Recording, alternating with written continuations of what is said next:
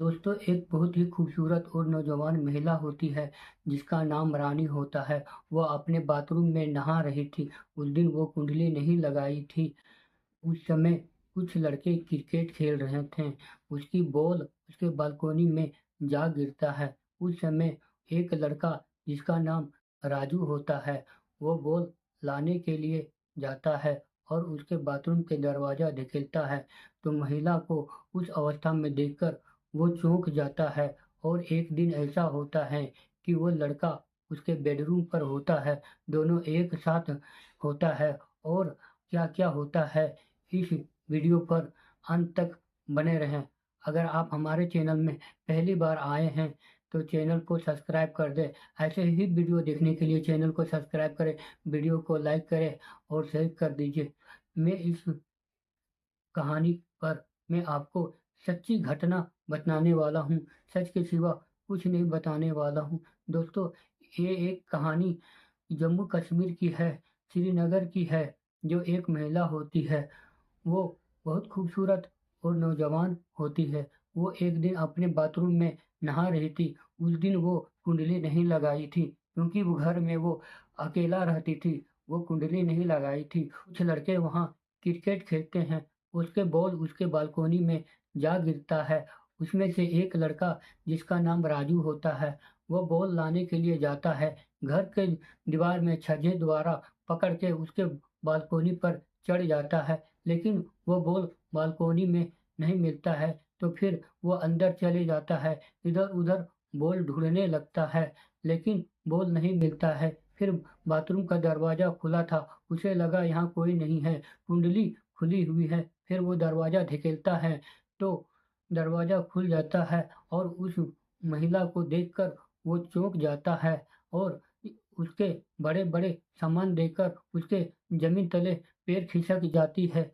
और दोस्तों, एक दिन ऐसा होता है कि दोनों एक ही बेड पर, लड़का फिर बॉल लेके नीचे उतर जाता है और वो मैडम, जो रानी होती है, अपने बालकोनी में उसे देखकर वो निहारने लगती है, क्योंकि राजू जो होता है उसी के पड़ोस के होता है। वो संडे के दिन वहाँ गेंद खेला करता है। वो गेंद खेलता है और जो रानी होती है उसे रोज़ देखती है।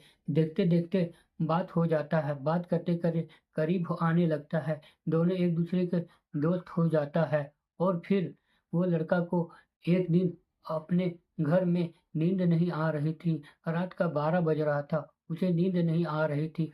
वो समय वो रात को रानी के घर आ जाता है और दरवाज़ा ठकठकाने लगता है। उस समय रानी आती है और दरवाज़ा खोलती है, तो देखता है राजू है। फिर उसे राजू को अंदर खींचकर ले जाता है और फिर अपने दुःख भरे, प्यार भरे बातें करता है। रानी बोलती है, "तुम बहुत सुंदर हो, तुम बहुत अच्छे हो, मैं तुझे बहुत चाहता हूँ।"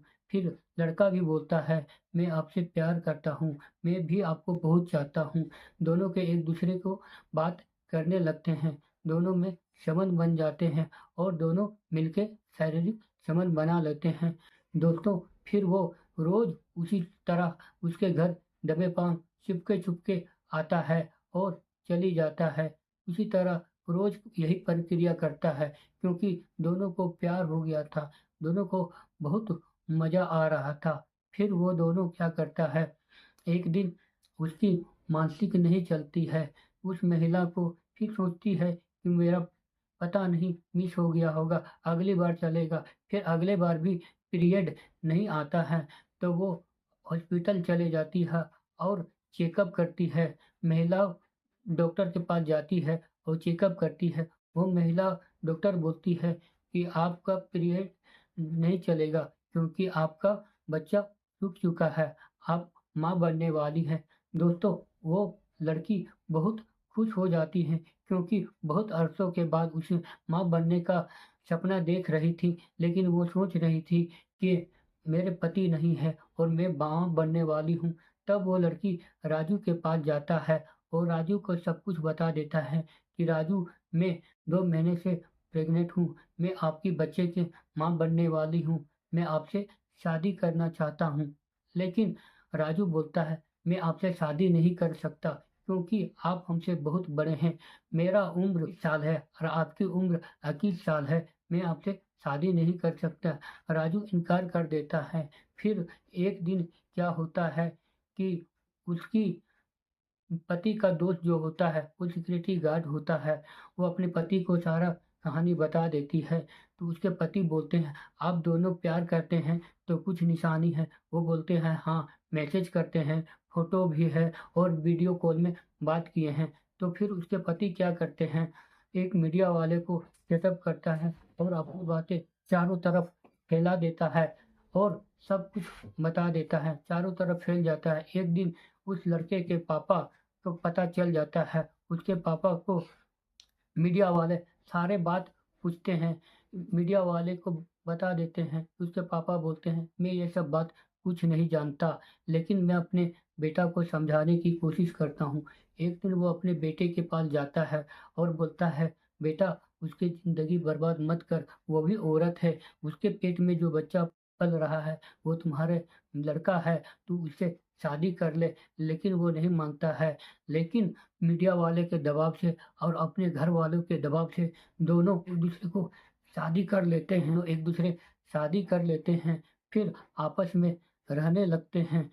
दोस्तों, जो राहुल किया था, वो अच्छा किया कि गलत किया, कमेंट सेक्शन में बताइए। अगर आप हमारे चैनल में पहली बार आए हैं, तो चैनल को सब्सक्राइब करें। ऐसे ही वीडियो देखने के लिए लाइक, शेयर और कमेंट करें। थैंक